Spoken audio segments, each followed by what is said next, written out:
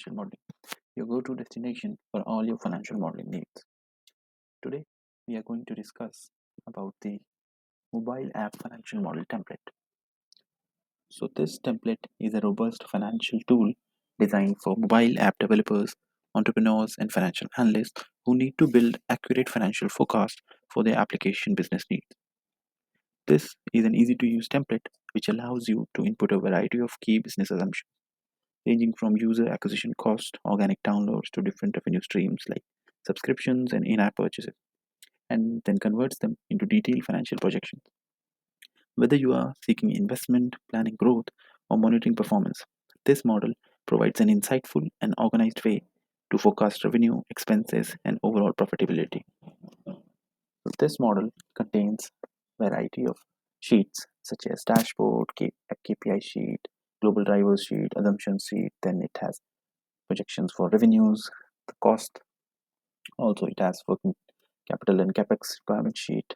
Then it has a cap table also for the investors. Then it calculates all the three financial statements, that is your P&L, balance sheet, and cash flow statement in monthly and annual format. So let's go through all the sheets one by one and try to understand how this model has been programmed. So prior to starting, I'd like to mention that all the basic assumptions that a user needs to input are highlighted in light blue color, and all the projections that are being calculated are in dark black color. So with that, let's start with the first sheet, that is the dashboard.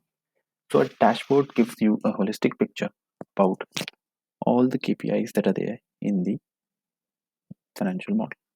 So as you can see, you can input the month for which you want to get the data, such as the SG&A expenses for that month, how much staff the company has hired till now, how much cash reserve it has, is company burning some cash, or what are the profit margins, how much revenue it's generating. And then you have a few other matrices, and you have your cash remaining in bank chart, and you have a comparison of revenue and expenses. Also, you will see how your expenses are going to be in the first 18 months and the current month. So let's say, for example, I change the month for which I want to see to, let's say I want to see what's happening in the year 2026 and what's happening in let's say 12th of December. So I'll just change the date, and for 25th of December 26, let's see what's the situation. You'll see all the matrices adjust by themselves, and you'll see that in the month there was this much amount of expense, and we have 52 staff, we have a cash reserve of this much, then that's the burn rate that currently we are burning the money, and that's our net profit margin. So currently it's negative, so the company is burning money. And then we have our revenue and the capital required.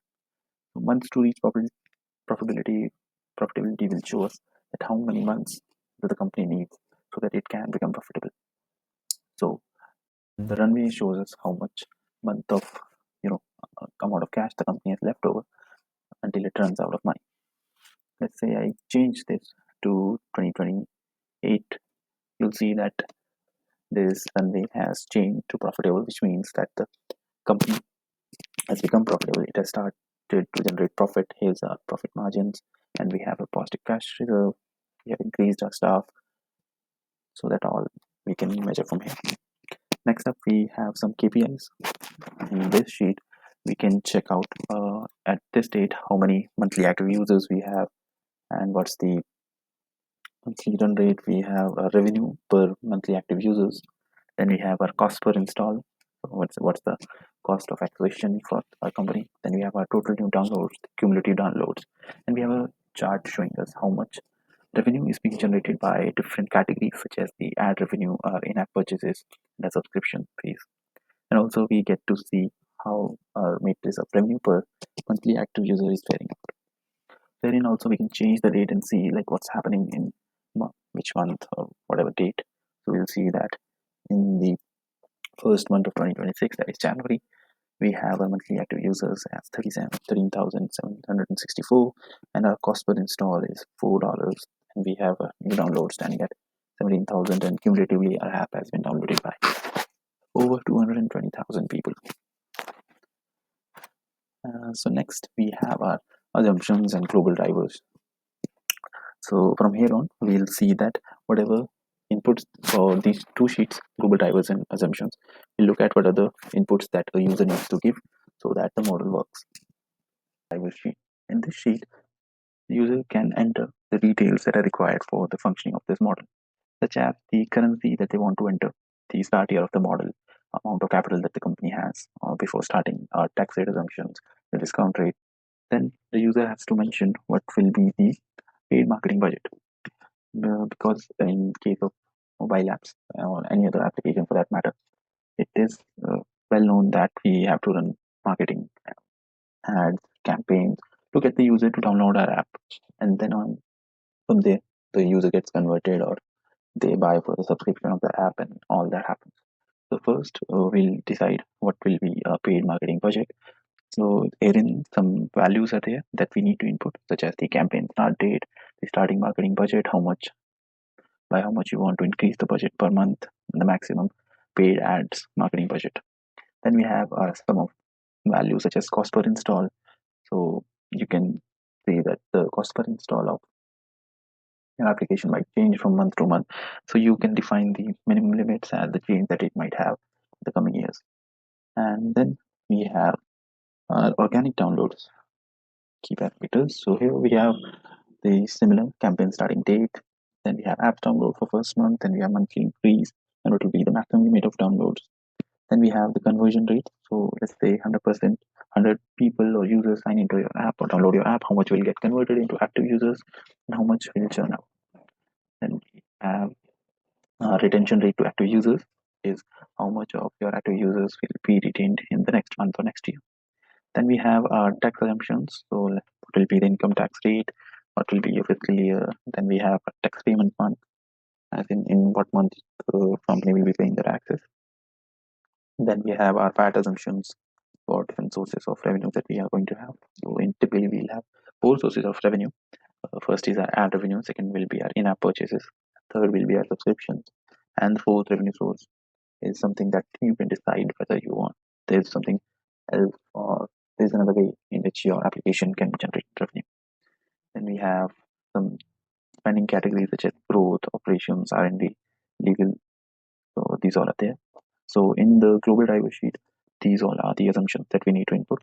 Then we have another sheet called assumptions, wherein we have revenue assumptions. So for four revenue sources, we'll have different assumptions. We also have assumptions for our investors' data. We'll get to that in a minute. So herein we have our ad revenue assumptions. For an example, after launching the app, at what time your ad revenues will start coming in, and then there's a percentage of users that are being served those ads. Then we have session details of the ads and all of that, average session time, active minutes per user, and all of that if you need to just input into the model. Then we have an similar thing for our in-app purchases. So your app might have something which allows users to purchase some coins or some features, whatever it can. Then we have our expected spend per active user per month, and all of those assumptions such as your app store. Your app stores also take a cut, and you get some revenue from the app store. So we have also assumptions for those. Then we have our subscription assumptions, like from which month the subscription method will be available to the user.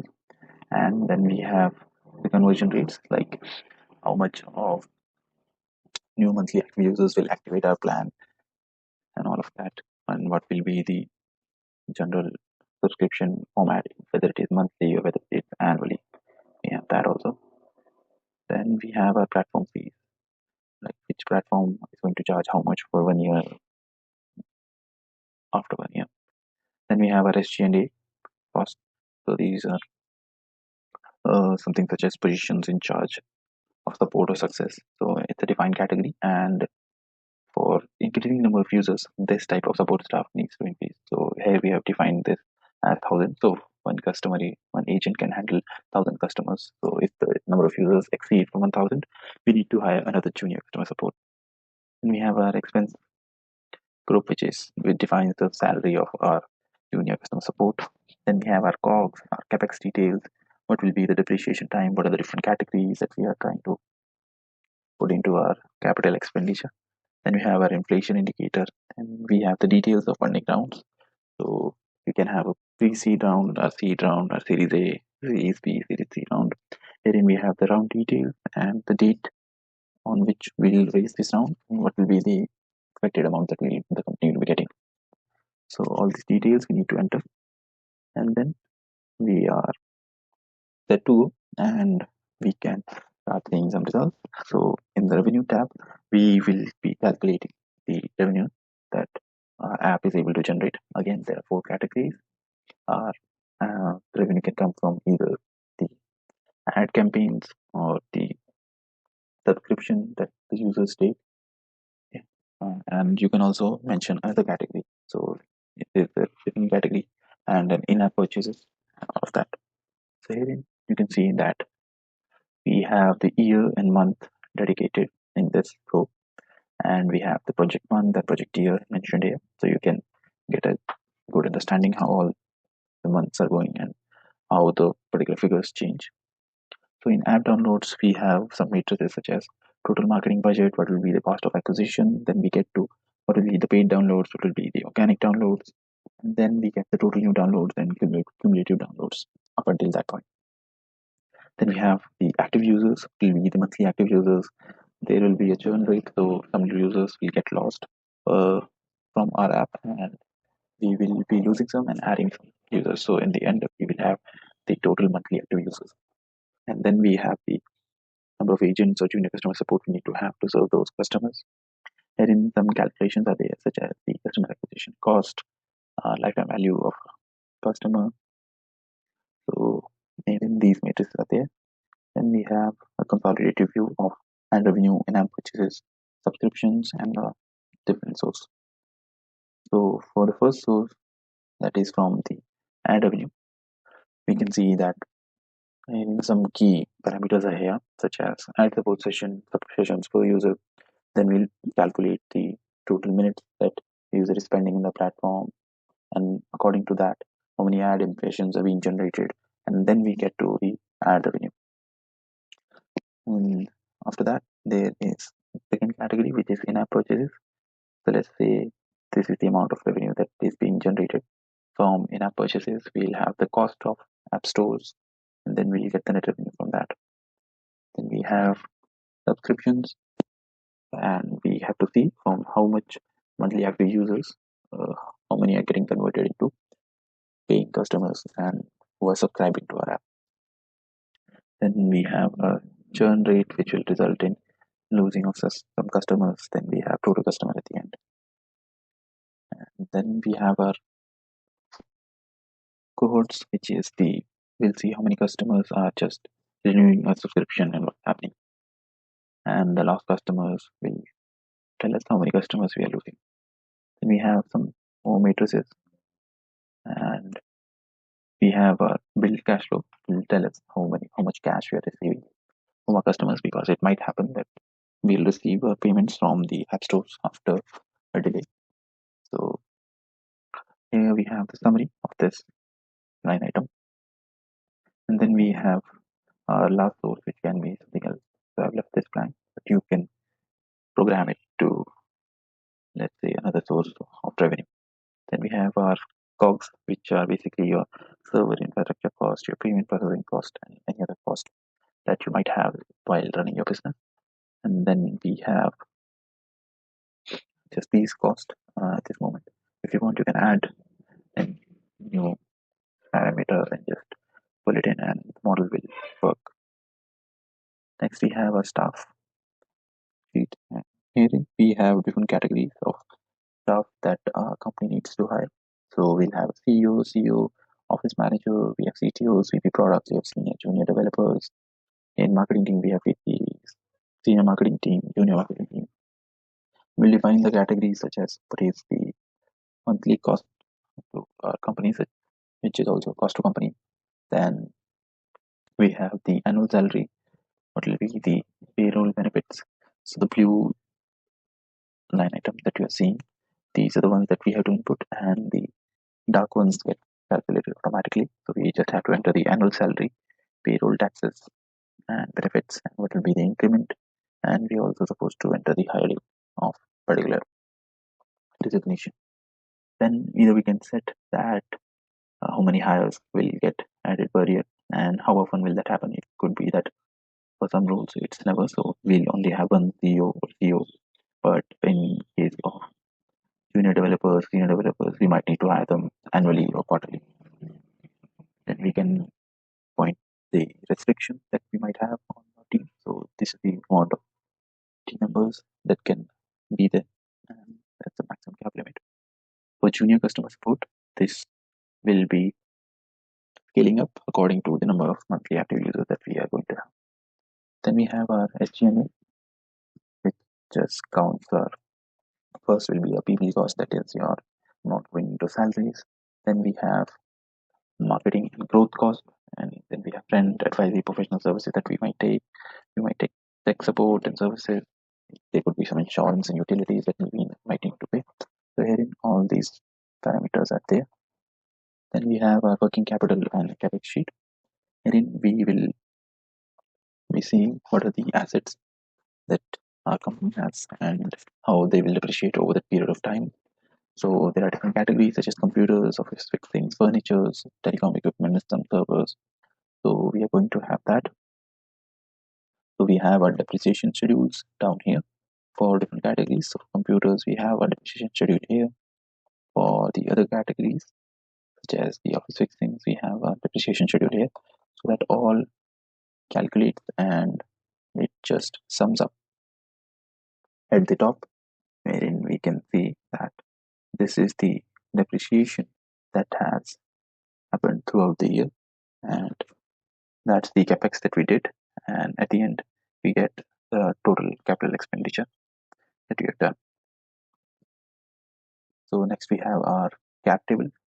In this there is also a visual representation of the how much stake is with the different investors during different rounds. So for example, we have our funding round where we'll see that founders are putting some money. Then we have different key parameters such as in pre-seed round we have the rate, which is borrowed from the assumption sheet, and then we have the new capital that will be there, new stock option pool, what's the round type, what is going to be the pre-money valuation, and what is the first it's a convertible note. We have our interest rate also here. Then we have our valuation cap, valuation discount if we're giving to our investors, and all these parameters are there. For different rounds, we have pre-seed, seed, Series A, Series B, and also Series C round. So herein we have also the percentage ownership of each category of investors and the amount that is getting invested in each round. So after this, let's calculate the financial statement, that is your income statement, balance sheet, and your cash flows. In the statement, we have the revenue and aggregate of all the revenue streams. We have our COGS, our gross profit. Then we have our SG&A, selling, general, administration costs. We have our EBITDA margins. Then we have our EBIT after subtracting D&A, depreciation, amortization. Then we have interest expenses, that is for our convertible notes. And we also have our balance sheet, our assets, non-current assets, liabilities, equity. And then we have a check saying that our balance sheet is just balanced and there is no confusion. Then we have our cash flow statement. We have our initial cash balance here. Then we have the funding round, the type of funding, how much cash is being infused. We have our operating change in cash. Then we have your depreciation, amortization, negative capex, dividend paid to investors, and we get our ending cash balance. And similarly, we in this sheet we have this for monthly. On a monthly basis, we have this data. For annual data, we have a different sheet, and here we have same things, all the same statements, just consolidated for that. And last, we have a sheet for just calculating some of the data for a chart, so we can put the data here for which we want to make a chart. So that's all. So this was just a small explainer video about the model, how the model functions. If you have any other questions, please feel free to reach out. We will be happy to help. And the link to this model will be mentioned in the description. You can go ahead and check out the model. And hope you had a good time learning new things and you got a feel of the model, how this model works, what are the features of this model, and all of that. If you have any questions, you can contact us via email. So until next time,